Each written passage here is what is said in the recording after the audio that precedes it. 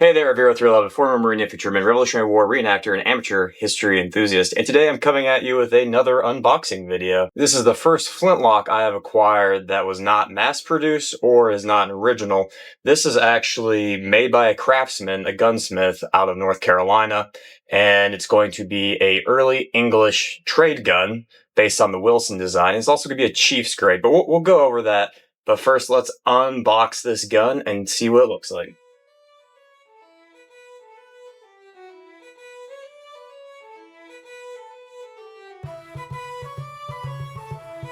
Look at that, custom built for the box. That's pretty cool. Oh my. I'm already in love. Just from looking at it. Okay, here we go. This is my latest purchase.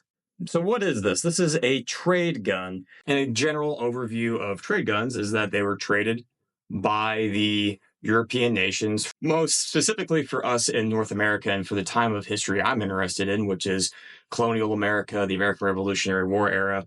It's going to be mostly your French and your English. The French have what their trade gun is going to be called the fusil de chasse or fusil de chasse. Basically just means a gun of the hunt, a hunting shotgun, if you will. And then we have these, this is an early English style trade gun. So what is the difference between this and just a regular military musket? They're both smooth bore. They're both flintlocks. They're both stocked in wood. They both fire black powder. They both fire ball. They can shoot buckshot. They can shoot double ball. They can shoot single ball.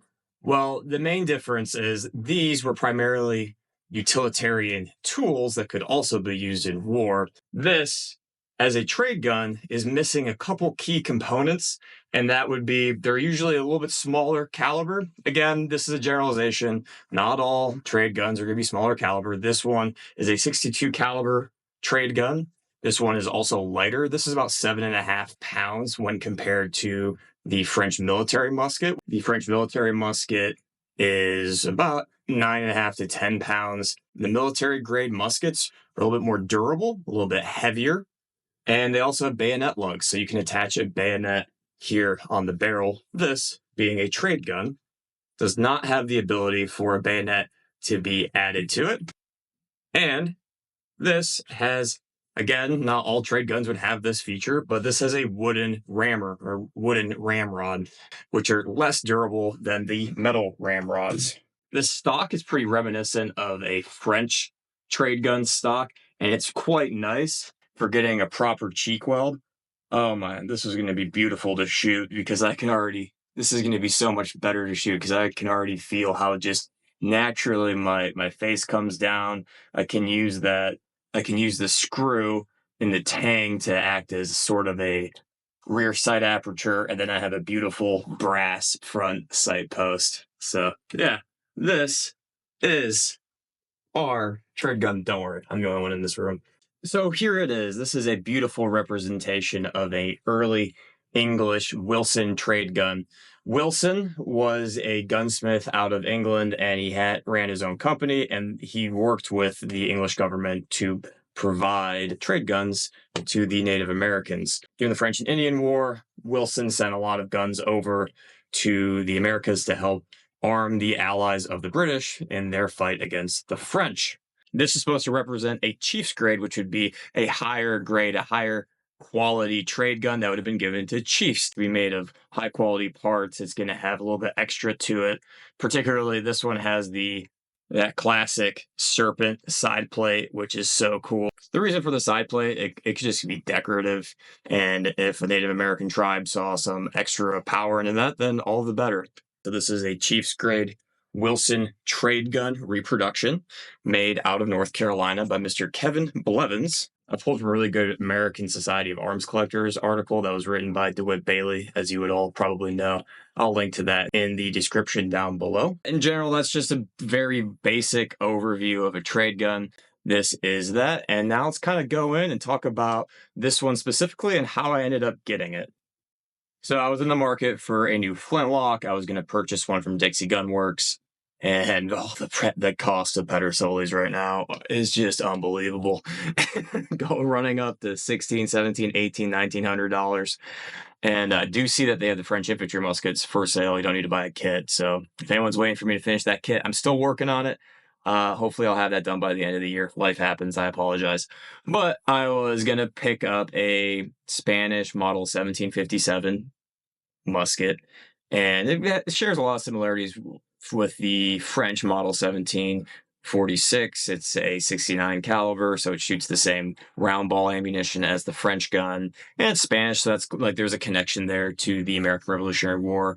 Spain did provide limited amounts of muskets to the Patriots, mostly used in the Western theater. It's a whole topic I want to get into one day. The unique thing about the Spanish muskets is they have brass mountings. And if you think about it, the Caribbean is a very hot and humid place. Brass mountings, you see those on a lot of like naval and marine muskets of the era, less corrosive. I was going to pick up a Pedersoli model of 1757 from Dixie Gun Works because it had brass mountings. And I went and read the reviews. There's only like 2 reviews. And I found out that that's not even brass. The mountings on the Pedersoli 1757 are just iron and then painted gold. And I'm like, I'm not spending $1,600 on somebody to just have fool's gold or fool's brass on for the mountings. I'm like, that's ridiculous.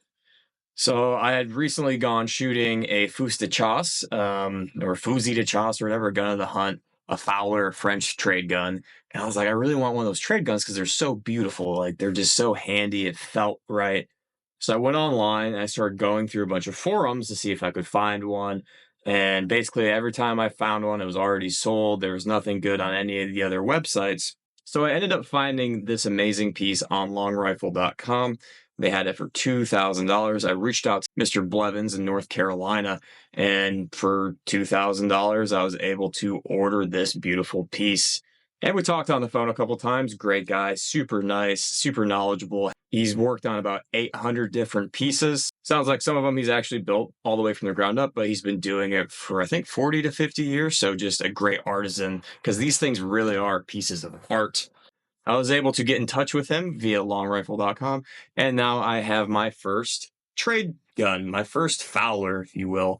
I'm very excited to take this out to reenactments and start doing some shooting videos with it as well. I'll have at least one shooting video, maybe 2, coming out after this boxing video.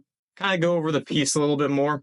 I'm not very knowledgeable about gun stocking or gun making or the pieces that go into it. I'm really much more interested in the history of the pieces than I am about the functionality. It's something I'm learning slowly. So let's go over this piece, lock, stock, and barrel. Starting with the lock, this is an L&R Queen Anne lock, known for its reliability in the 18th century. Like I said earlier, it's got that early style S cock right there.